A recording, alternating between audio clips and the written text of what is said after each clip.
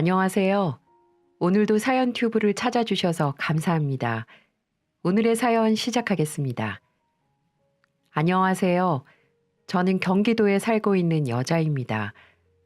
제가 사연을 보내는 이유는 임금님 귀는 당나귀 귀, 이런 전래동화 다들 한 번쯤 들어보신 적 있으시죠? 바로 그 임금님이 시모인데요.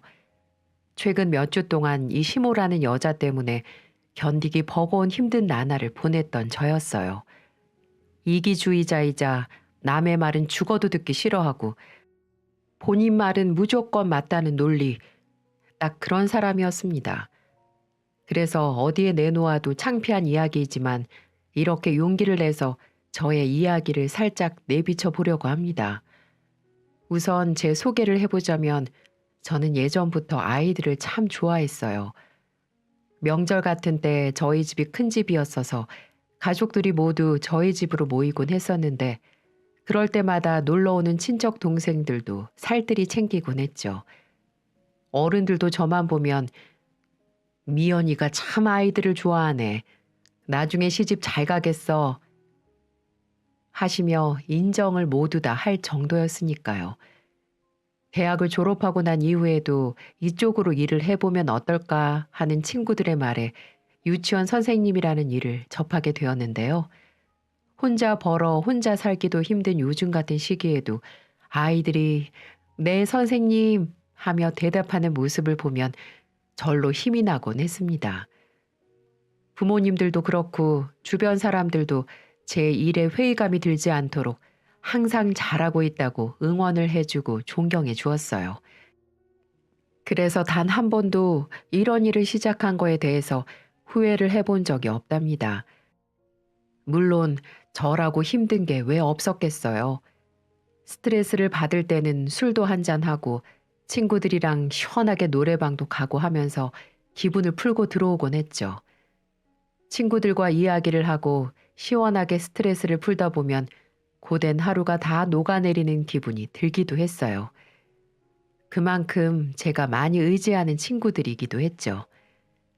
저희가 함께 다니는 무리 중에서는 영업일을 하고 있는 친구가 한 명 있었는데요. 그 친구가 어느 날 저에게 뜬금없는 이야기를 꺼내는 겁니다. 얘 미연아, 너 남자친구 사귄 지 얼마나 됐지?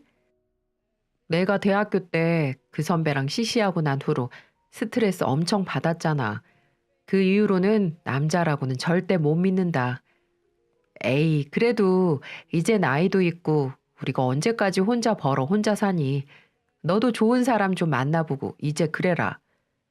아유, 됐어. 남자는 무슨. 나 혼자 벌어먹기도 힘들어. 내가 좋은 선배 하나 있는데 소개시켜 줄까? 우리 매장에서 인물 좋기로 아주 소문이 났어. 돈도 잘 벌고 말이야. 영업적으로는 아주 도가 텄다니까. 마침 여자친구도 없다던데? 에이, 그런 사람이 왜 날 만나니? 됐어, 얘. 말은 그렇게 했지만 사실 저도 외로움을 느끼던 찰나였고 친구의 말처럼 제가 결혼 생각이 없는 것도 아니었기 때문에 언제 이런 기회가 생기겠나 싶어 더 나이 들기 전에 한번 만나보기로 했어요. 그렇게 남편과 인연을 맺게 되었죠. 사실 내색은 하지 않았지만 서로 나이가 찼고 결혼할 때가 되었다고 느끼던 찰나였기 때문에 실질적인 결혼 생활에 대해 이야기를 나누게 되었어요. 그러다가 남편의 가족들에 대한 이야기도 종종 듣게 되었죠. 사실 우리 아버지가 나 어릴 때 돌아가셨어. 나는 기억이 잘 안 나긴 하지만 그것 때문에 엄마가 나랑 여동생한테 많이 의지하곤 하셨지. 아, 어머님 혼자 오빠랑 아가씨까지 키워주신 거구나. 정말 힘드셨겠다. 요즘 세상에 그런 건 흠도 아니야. 걱정하지 마. 우리 부모님도 잘 이해해 주실 거야. 고마워, 미연아. 그런데 우리 엄마가 나랑 동생한테 많이 의지하셔서 결혼을 한다고 해도 엄마랑 동떨어진 생활을 하는 건 어려울 것 같아. 장남인 만큼 많이 챙겨드리고 싶기도 하고. 그래도 모시잔 이야기는 절대 안 할게. 엄마 마음 다 똑같은 거지 뭐. 오빠도 잘 챙기겠지만 나도 딸처럼 살갑게 굴도록 노력해 볼게. 솔직하게 모든 것들을 오픈해서 이야기해주고 자신이 챙길 수 없는 부분까지 모두 털어놓는 남편을 보고 이 사람이라면 내가 노력할 만한 가치가 있겠구나라는 생각이 들었습니다. 그리고 바로 상견례 날짜를 잡았죠. 우리 현철이한테 이야기 많이 들었어요. 반가워요. 어머님, 말씀 편하게 해주세요. 이제 우리 식구가 될 사람이니 그렇게 하마. 유치원에서 근무한다고? 네, 어머님. 아이들을 제가 워낙 좋아해서요. 아이들 가르친다는 게 보통 일이 아닐 텐데 성격이 참 좋은가 보네. 우리 현철이가 신부감 하나는 잘 고른 것 같다. 시어머님의 첫인상은 온화하고 친절하셨어요. 아버지 없이 자란 그이가 그늘이 없어 보였던 게 시어머님의 사랑 덕분이구나라고 생각을 할 정도였죠. 그렇게 속전속결로 정신없는 나날을 보냈던 것 같아요. 하루라도 빠르게 이 사람과 행복한 신혼생활을 보내고 싶었죠. 그러던 어느 날 예비 시어머니 호출로 저와 오빠가 같이 상견례 이후 처음으로 시댁을 방문하게 되었습니다. 상견례 때는 너희 결혼 준비 너희가 알아서 한다곤 했지만 나는 아무것도 안 해줄 생각 없다. 현철이 결혼시키려고 너희 아버지 죽고 나서 남긴 것들 모두 쓰지 않고 차곡차곡 모아뒀다. 현철이 회사 근처에 집 한 채 얻어줄 돈은 되니까 거기로 신혼집 잡아서 살거라. 나는 절대 합가할 생각 없으니까 그렇게 알고. 어머니, 이렇게까지 생각해 주실 줄 몰랐는데 정말 감사드려요. 저희 부모님께도 말씀드리고 혼수도 든든하게 준비할게요. 사실 저희 힘으로 시작하고 싶은 마음이 없는 건 아니었습니다. 하지만 현실이라는 게 참 벽이 높더군요. 회사 근처 경기 주요 지역 쪽으로 집을 얻으려고 하면 집값이 어마어마하고 그렇다고 멀리 가자니 각자 너무 직장과 멀어져서 출퇴근하기가 너무 힘들 것 같았죠. 저희가 가진 재산으로는 갈 수 있는 곳이 너무 적었고 신혼집에 혼수에 차까지 마련하려면 정말 빠듯했습니다. 그러던 와중 이렇게 반가운 소리를 들었으니 거기에다가 합가까지 생각도 없다고 하시니 얼마나 반가웠겠어요. 고민할 것도 없이 저희는 시어머니가 구해준 집에서 신혼생활을 하기로 했습니다. 그렇게 우리는 남들의 축복 속에 결혼을 하게 되었고 단란한 가정을 목표로 노력하기 시작했어요.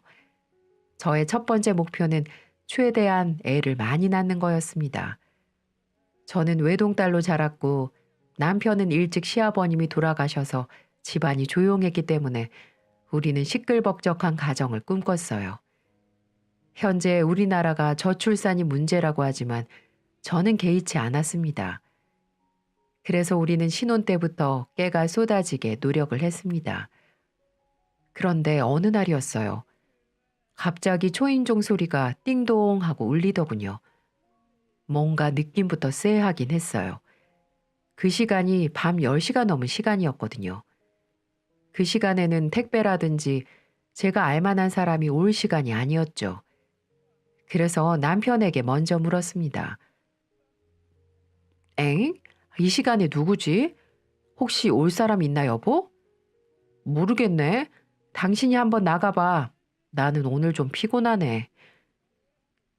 그래서 저는 옷을 주워 입고 현관문으로 향했습니다. 그리고 현관문에 비친 인터폰을 보고 놀라고 말았어요. 그 시간의 불청객은 바로 시어머니셨습니다. 어머니, 이 시간에 웬일이세요? 미리 연락하고 오시면 기다리고 있었을 텐데요. 아니다. 내가 우리 아들내미 집에 오는데 일일이 보고하면서 와야 되니? 갑작스럽게 방문을 한 어머니 때문에 저와 남편은 옷부터 갈아입어야만 했습니다. 남편도 그때서야 시어머니를 마중 나오기 시작했어요. 어머니, 갑자기 어쩐 일이세요? 미리 말씀해 주셨으면 제가 모시러 갔을 텐데요. 됐다. 둘이 부부 아니라고 할까봐 똑같은 말을 반복하니 얼른 이 반찬이나 냉장고에 좀 넣어놔라. 아니다, 내가 넣으마. 냉장고가 저기 있지? 아니에요. 힘드신데 어머니 제가 할게요. 저는 이렇게 말을 했지만 어머니는 본인이 한다면서 기어코 냉장고 쪽으로 반찬을 들고 가셨습니다. 솔직히 제가 냉장고에 넣는다고 말한 이유가 있었어요. 그날따라 냉장고가 엉망이었거든요. 그래서 내일 되면 치워야지 생각하고 있었는데 어머니가 냉장고 문을 열면 분명 잔소리 하실 게 분명하다는 생각이 들어 제가 한다고 말씀드린 거였어요. 아이고 냉장고가 이게 뭐니? 이 치킨은 언제 먹고 여기에다 놔둔 거야? 이 먹다 남은 피자는 뭐고? 너네 밥은 안 먹고 이런 걸 지금껏 먹고 살았니? 너희 맞벌이 한다고 이렇게 아무 음식이나 먹고 그러는 거 아니야. 몸에도 안 좋고 한국 사람들은 밥을 잘 먹어야 체력도 좋고 일도 잘하는 건데 이게 뭐 하는 짓이니? 현철아, 네가 말해봐라. 에이 엄마, 이 사람도 바쁜데요. 그리고 지금 이 사람도 노력하고 있어요. 그러니까 너무 뭐라 하지 마세요. 엄마가 가끔 와서 이렇게 반찬 가져다 주시면 되죠. 어휴, 이럴까봐 내가 가지고 온 거야. 안 왔으면 어쩔 뻔했니? 참, 나 오늘 자고 간다. 예, 여사님. 저도 내일 쉬는 날이니까 눈치 보지 마시고 편하게 쉬세요, 엄마. 정말 헉 소리가 절로 나왔습니다. 갑자기 뜬금없이 휴무 전날 오셔서 제게 잔소리를 한 바가지를 하고서는 자고 가신다뇨. 바로 남편을 안방으로 호출했죠. 여보, 지금 뭐 하는 거야? 뭐가? 말도 없이 오셔서는 자고 가신다니. 당신 오랜만에 제대로 쉬는 거라서 내가 얼마나 기대한 줄 알면서 그런 말을 해? 아니 그럼 어떡해. 이 시간에 다시 택시 타고 가시라고 해? 우리 먹으라고 반찬까지 가져다 주셨잖아. 아무리 그래도 그렇지. 지금 이게 뭐 하는 거야? 우리 엄마가 갑자기 들이닥쳤어도 당신 이해할 수 있어? 알겠어, 미연아. 정말 미안해. 내가 다시는 이런 일 절대 없도록 할게. 약속. 오늘 한 번만 봐주라. 손이 발이 되도록 싹싹 비는 남편 모습을 보며 그래, 밖에 있는 시어머니를 나가라고 내쫓을 수는 없는 노릇이니 오늘 밤만 지켜보자 하면서 그날 밤을 자는 둥 마는 둥 보냈습니다. 그리고 다음날 아침이 되었죠. 여보, 밥 먹어. 어머님 식사하세요. 아침 시간이 원래 이렇게 늦니? 평소에는 현철이 출근 시간에 맞추는 거 맞지? 여자가 집에 있다고 너무 퍼져 자고 있으면 보기 안 좋다. 엉덩이만 커지고 몸만 옆으로 퍼져. 어머님, 이 사람은 아침 먹는 거 별로 안 좋아해서 각자 주스 먹거나 우유 마시고 나가요. 그래요, 엄마. 난 아침 먹으면 출근해서 배가 아프더라. 우유 한 잔이면 딱 좋아요. 그러니 너무 걱정하지 말아요. 남편은 이렇게 시어머니에게 말은 했지만 시어머님의 잔소리는 집에 가시기 전까지 끝날 기미가 보이지 않았습니다. 현철이는 옛날부터 장이 안 좋으니 양배추를 삶아서 된장하고 줘봐라. 평소에 버섯이나 고구마 같이 좋은 음식들도 맛있게 요리해서 자주 먹이고 우리 아들이 또 입맛이 까다로워서 맛이 없으면 먹지를 않아. 아, 그리고 현철이가 영업하느라 회식을 많이 하지? 그럴 때는 피를 맑게 해주는 미나리를 푸짐하게 넣고 매운탕 한번 끓여 먹여봐라. 해장에도 좋지만 건강에도 아주 으뜸이란다. 생선은 좋은 녀석으로 잡뼈 말고 통생선으로 넣어서 끓이고. 분명히 결혼 전에는 참 좋고 인자하신 분이었는데 결혼을 하고 나서 아들에 대한 집착이 도를 넘을 때가 있었고 그 아들을 제대로 보필하지 못한다는 생각이 들었는지 저에게 하는 행동 하나하나에 불만이 가득해 보였습니다. 생전 이런 취급을 받는 건 처음이었어요.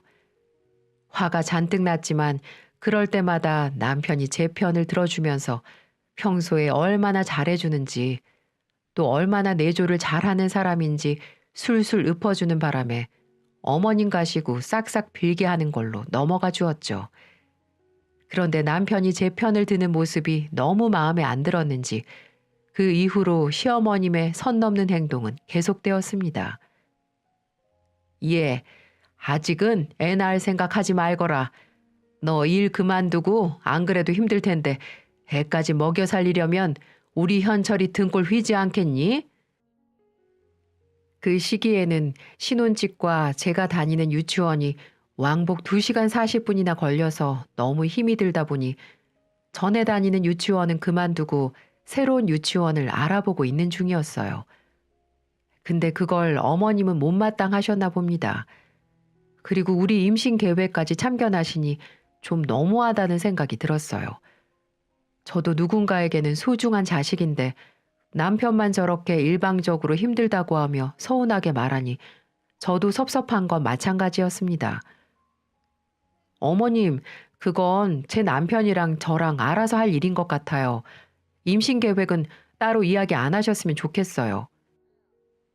참, 말꼬투리하고는 그럼 빨리 직장을 구하든가. 처음에는 어머니가 제게 말씀을 하시면 토를 달지 않았습니다. 하지만 시간이 점점 지나니 어머님에게는 남편만 보이고 저는 보이지 않아 보였어요. 그래서 스트레스를 주실 때마다 그래, 낯짝 두껍게 할 말은 다 하고 살자 하는 마인드로 그때그때 받아치려고 노력했고 그 효과가 나타나게 된 건지 그 이후로는 딱히 큰 사건이 있진 않았습니다. 그러다 보니 한때는 정말 평온한 상태를 유지했죠. 하지만 어느 순간 또 한 번의 불청객이 제게 찾아오면서 제 마음을 들쑤시기 시작했어요. 제가 아까 말했던 것처럼 남편에게는 여동생이 한 명 있었거든요. 상견례 때 잠깐 보고 제대로 만난 적도 이야기를 나눈 적도 없었던 사이였죠. 저희 아가씨, 그러니까 저희 신우는 시어머니와 함께 살고 있었지만 거의 매일을 놀러 다니느라고 얼굴을 자주 볼 일이 없었어요. 가끔 만날 때마다 눈치코치 없이 사람 속을 긁어댄 것 빼고는요. 신우가 하필 초등학교 선생님이었거든요. 여러분 믿기 힘드시죠? 천방지축에 놀기 좋아하고 화장은 얼마나 떡칠을 하는지 전 처음에는 초등학교 선생님이라고 믿기지 않았어요. 남편 말로는 학교 다닐 때는 공부만 하고 착실했는데 교대 합격하고 선생님이 되고부터는 그동안에 놀지 못했던 걸 한풀이 하듯 놀기 시작했다고 하더군요. 자기 청춘을 이렇게 아깝게 버릴 수 없다면서 말이죠. 상견례 때만 해도 정말 경악을 금치 못했습니다. 글쎄 상견례 자리에 미니스커트를 입고 약속 시간보다 늦게 불쑥 등장을 한 겁니다. 아니 어느 누가 오빠의 상견례 자리에 그렇게 나타납니까? 그리고 상견례 주인공은 남편과 저인데 자신이 주인공인 마냥 어찌나 자기 자랑을 해대던지 정말 초등학교 아이들을 가르치는 사람이 맞나 싶은 생각이 들더군요. 그때는 그냥 철딱선이 없는 동생 하나 있구나 라고 생각을 했죠. 언니, 제가 나이는 언니보다 어리지만 그래도 아가씨 호칭 붙여야 하는 거 알죠? 네, 그럼요 아가씨. 저도 말 편히 할 생각 없어요. 언니 결혼하기 전에 유치원에서 일했다면서요? 같은 선생님인데 공무원은 아니잖아요? 정말 힘들었겠다. 그래도 확 그만둘 수 있는 게 어디예요? 나는 꿈도 못 꾸는데. 아가씨, 그게 무슨 말이에요? 전 아이들이 너무 좋아서 이 일을 시작했던 거예요. 물론 좋은 자리가 있으면 다시 나갈 생각이고요. 아니, 대단하다고 하는 거죠. 난 너무 힘들던데. 신우이는 이렇게 우리 친정 부모님들이 있든 말든 신경 쓰지 않고 자기만 생각하고 자기 말만 하는 그런 여자였어요. 그리고 선생님이라는 자부심이 얼마나 크던지 어떨 때는 저 신우이에게 교육받는 어린 학생들이 불쌍하다는 생각까지 드는 날도 많았습니다. 그래도 저는 주위 눈치도 있고 적당히 맞춰주려고 했습니다. 하지만 이 신우이는 개념이라는 걸 학교에다 놓고 온 것 같아 보였어요. 그래서 어느 순간부터는 계속 오냐 오냐 받아주지 않고 기분 나쁘지 않은 선에서 한마디씩을 하고는 했죠. 그렇게 한동안 그런 관계를 유지했습니다. 그런데 어느 날 일이 터지고 말았어요. 어느 날 시어머니가 호출을 해서 찾아가게 되었는데 글쎄 시누이가 갑자기 결혼을 한다는 거예요. 남자친구가 있다거나 만나는 사람이 있다는 소리는 전에는 전혀 듣지 못한 상태였거든요. 그저 뜨내기로 잠깐 만났다 헤어졌다 반복하는 남자들만 있는 줄 알았지 진중하게 만나거나 결혼까지 생각하는 남자는 없었습니다. 너희한테 말할 게 있다. 사실 현이가 결혼을 하게 됐어. 뭐라고? 엄마, 갑자기 결혼이라니? 남자친구도 없는 애가 무슨 결혼? 선이라도 봤어?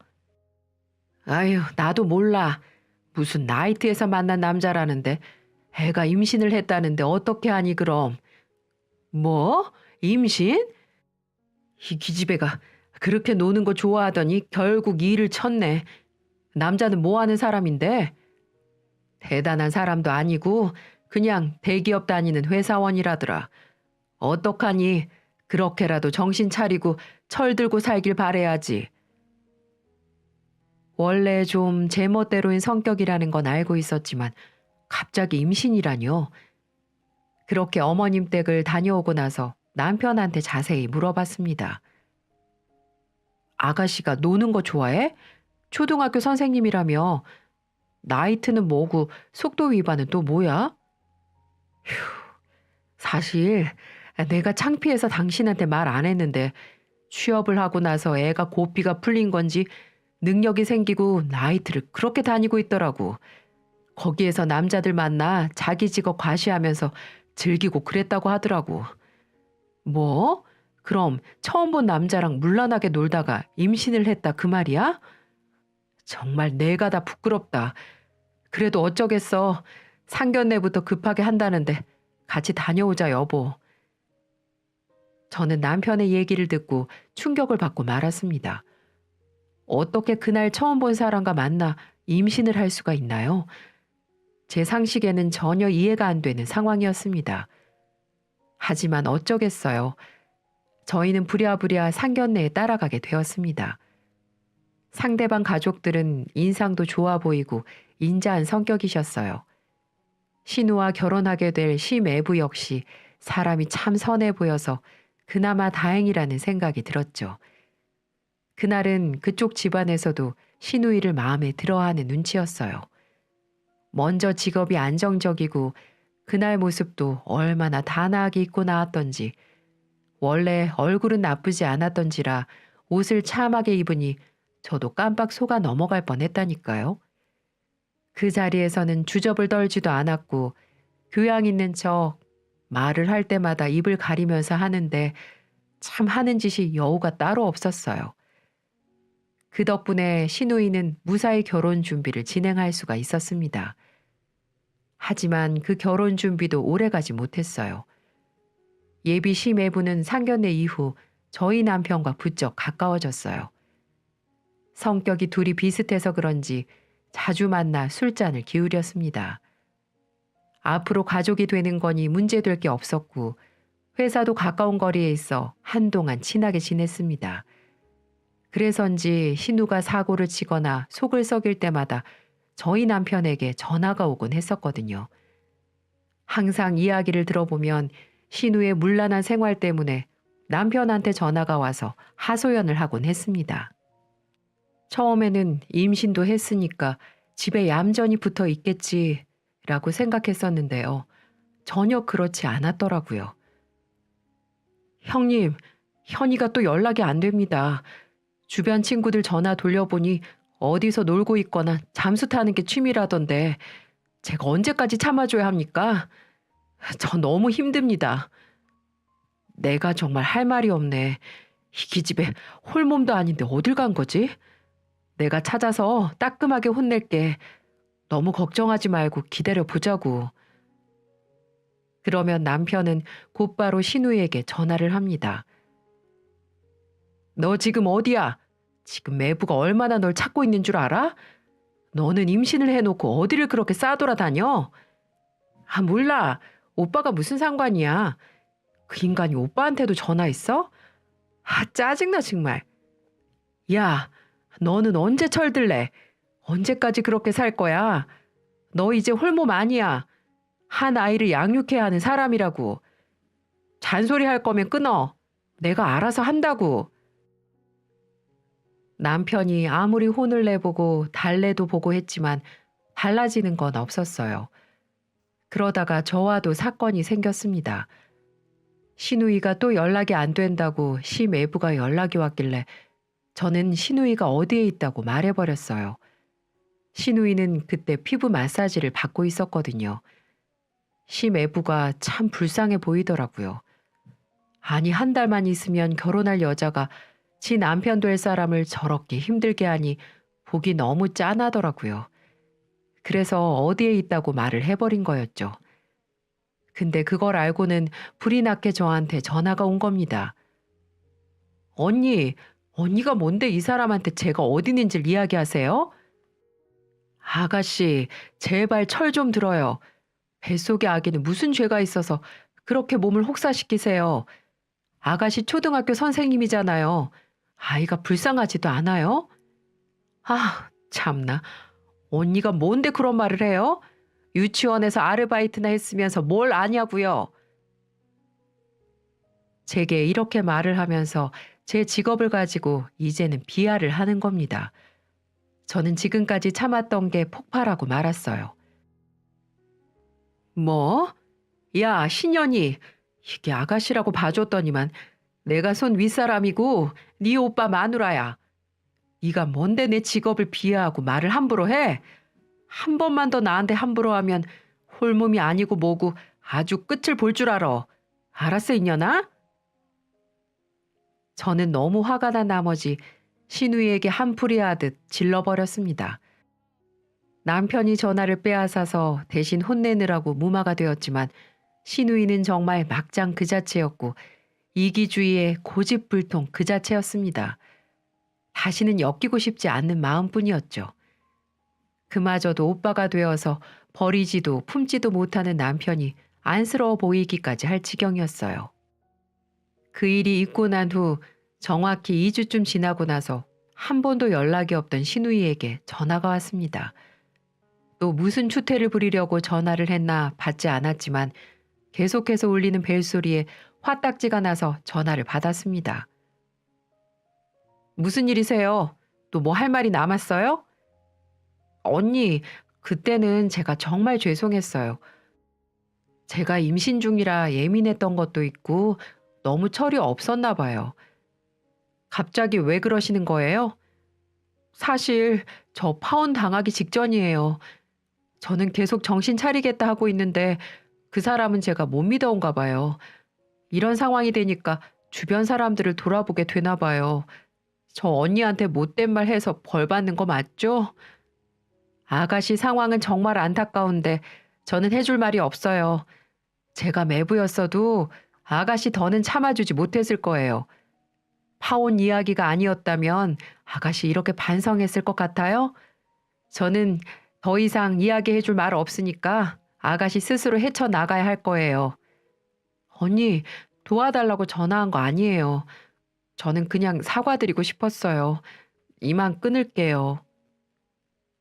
갑자기 왜 사람이 이렇게 180도가 변해서 나타나서 사과하는 건지 의아하기도 했지만 이제라도 철 들여나 보다 이런 모습을 보면 매부도 마음이 바뀌겠지 하며 신경을 쓰지 않고 있었습니다. 그런데 어느 날 갑자기 집에 시어머니가 찾아왔어요. 혼자 있는 시간이어서 당황스럽긴 했지만 오랜만에 찾아오신 터라 얼른 문을 열어드렸죠. 어머님, 전화도 없이 갑자기 어쩐 일이세요? 아가, 부탁할 게 있어서 왔다. 우리 잠시 앉자. 이쪽으로 앉으세요. 어머님 안색이 너무 안 좋으세요. 혹시 무슨 일 있으세요? 아니다. 일단 커피 한 잔 다오. 따뜻한 커피를 내려드린 뒤 대화를 이어갔는데 시어머니는 정말 내게 상상도 못할 이야기를 하기 시작했어요. 정말 헉소리가 절로 나왔습니다. 갑자기 저한테 아이를 키우라는 겁니다. 아가, 들었다시피 알고 있겠지만 현이가 이번에 파혼을 당하게 생겼어. 네, 안 그래도 아가씨한테 전해 들었어요. 혹시 그것 때문에 오신 거예요? 아니다. 사실은 현이가 초등학교 교사잖니. 파혼을 하게 되면 혼자 벌어 아이를 먹여 살려야 하는데 혼자 육아도 하고 직장도 다니는 건 현실적으로 너무 무리인 것 같아. 그쵸. 어머님이 도와주시기에도 한계가 있을 텐데 차라리 베이비시터 이모를 들이시면 어떨까요? 요즘 잘 봐주신대요. CCTV도 설치할 수 있고요. 그게 무슨 소리니? 어떻게 잘 알지도 못하는 사람을 집에 들이고 애를 맡겨. 그건 아닌 것 같고 아직 너희가 애도 없고 하니까 너희 밑으로 출생신고를 하는 건 어떠니? 네? 어머님, 뭐라고 하셨어요? 우리 현이 인생 망칠 수 없지 않니? 너희는 이미 결혼도 했고 우리 현철이 벌이는 적은 편도 아니니까 아이 하나 있어도 잘 키울 수 있을 거다. 현이가 너희한테 다달이 금전적으로도 도와줄 거야. 어머님, 진심으로 하시는 말씀이세요? 어떻게 남의 자식을 키워요? 말도 안 돼요. 남의 자식이라니. 그래도 너의 피부친데 같이 살다 보면 가족 되는 거다. 뱃속에 나온 자식만 자식이 아니야. 매일 보고 먹이고 살다 보면 오히려 자식보다 더 정이 갈 때가 올 거다.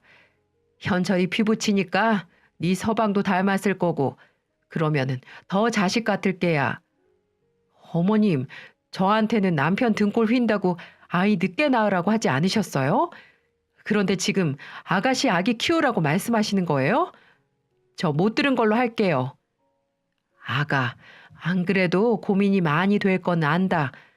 그래서 내가 너희 든든하게 지원해 주겠다는 거야. 자, 2천만 원이다. 이걸로 아기 방 꾸미는데 충분히 쓰고도 남을 거야. 내가 이렇게 꾸준히 지원해 줄 테니까 눈 한번 딱 감고 우리 현이 인생 좀 구원해 주렴.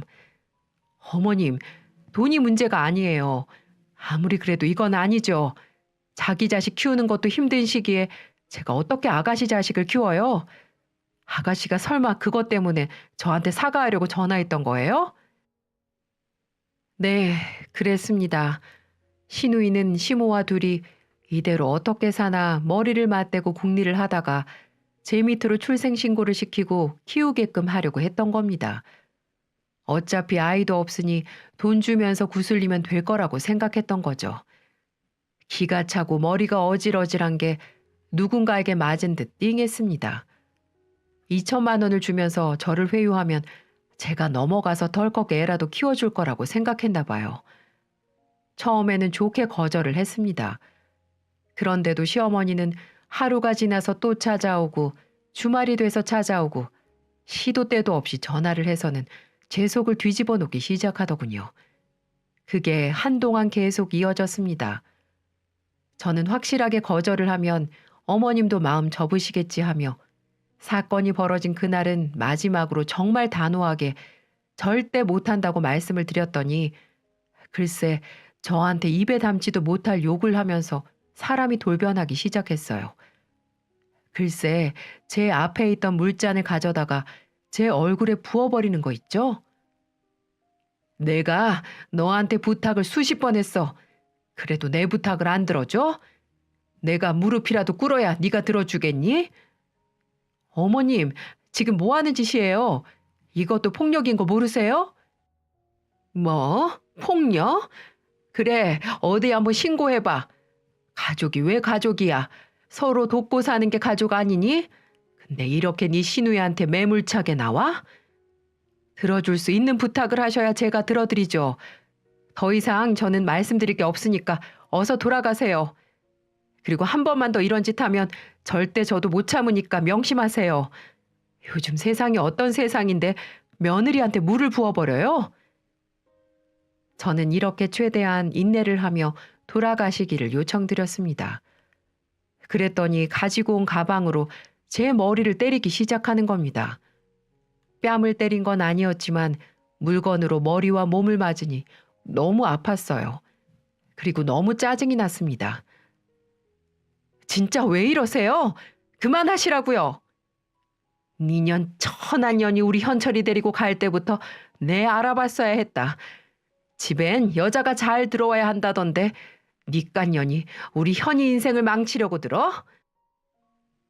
저는 그 순간 머릿속에서 뭔가가 틱 하고 끊어진 듯한 느낌을 받았습니다. 정신을 차려보니 아악 소리를 지르며 시모의 머리채를 잡고 있는 저를 보았죠. 저는 이성을 잃어버린 채 시모의 머리끄댕이를 잡고 집 밖으로 내쫓아 버렸어요. 다시는 찾아오지 말고 전화도 하지 말라고 2천만 원을 던져버리고 문을 쾅 닫아버리니 밖에서 기가 찬 듯 깔깔 웃고 있는 거 있죠? 정말 그 소리가 아직도 잊혀지질 않네요. 처음에는 이래도 되나 싶은 생각이 있었지만 정신을 차리고 보니 정말 속이 후련하더군요. 이런 걸 참았다면 평생 후회로 남지 않았을까 싶어요. 집에서 옷을 갈아입고 여기저기 치우고 아직도 분이 안 풀려서 씩씩거리고 있는 와중 남편이 퇴근을 하고 돌아왔습니다. 아직 시모한테는 전화가 안 온 건지 현이 이야기를 들었냐며 이야기를 꺼내더라고요. 안 그래도 낮에 어머니 왔다 가셨다. 나보고 덜컥 아이를 키우라고 2천만 원을 주시더라. 기가 차서 웃음도 안 나왔다. 다시는 연락하지 말라고 말씀드렸으니 당신도 절대 그 제안 받아줄 생각하지 말아라. 이렇게 단단히 못을 박았죠. 그런데 남편은 남의 편이라더니 이 인간이 글쎄 현이 너무 불쌍하지 않냐. 어차피 우리도 아이를 낳을 계획이 없던 것도 아니었고 출산의 고통 없이 아이를 가졌다고 생각하고 눈 한번 딱 감고 도와주는 건 어떻겠냐는 거예요. 당신도 알다시피 우리 엄마가 아빠 돌아가시고 나서 우리 남매에게 좀 애정이 깊어? 딸까지 이렇게 인생 망치는 걸 보면 우리 엄마 어떻게 살겠어. 아니 그건 아가씨가 책임질 일이지. 임신은 덜컥 아가씨가 해놓고 왜 애는 나보고 키우래? 난 절대 그럴 생각 없어. 당신 가족이었어도 그렇게 했을 거야? 당신 정말 너무한 거 아니야? 뭐? 지금 너무한 게 누군데 그래? 나 정말 헌신적으로 살았어. 어머님 불쑥불쑥 찾아오시고 아가씨 매일 사고치고 다니고 이런 일 반복되면서도 당신 하나는 그래도 내 편이라고 생각하고 살았다고. 그런데 어쩜 이럴 수가 있어? 나도 우리 집 장남이고 소중한 현이 오빠야. 이렇게 인생이 뒤바뀔 수 있는 상황에서 내가 가만히 있게 생겼어?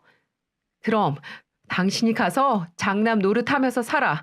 나랑 결혼을 왜 했어? 이후 논쟁이 오가며 서로 언성만 커져갔습니다. 저는 너무 화가 난 나머지 너도 머리채 잡혀 내쫓기고 싶으냐? 너네 엄마한테 아직 이야기 못 들었냐? 소리를 고래고래 질렀더니 남편은 갑자기 엄마 머리채를 잡았냐며 노발대발을 하더니 눈이 돌아서는 제 뺨을 올려치는 겁니다. 야, 감히 우리 엄마 머리채를 잡았다고? 미친 거 아니야? 너 그렇게 안 봤더니 이 애인은 눈꽃만큼도 없고 싸가지 없는 애였구나. 어른이 왜 어른이야? 우리가 존경하고 공경해야 되는 사람이 어른 아니야? 한 번만 더 우리 엄마한테 그런 짓거리 하면 오늘은 뺨 한 대지만 나중에는 더 심한 행동할 테니까 그렇게 알아.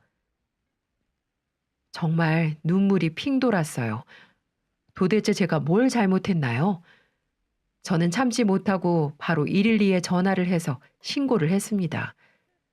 이게 꿈인지 생시인지 얼굴은 너무 얼얼하고 눈에는 눈물이 핑 돌고 어지럽고 너무 무섭고 당황스럽더라고요.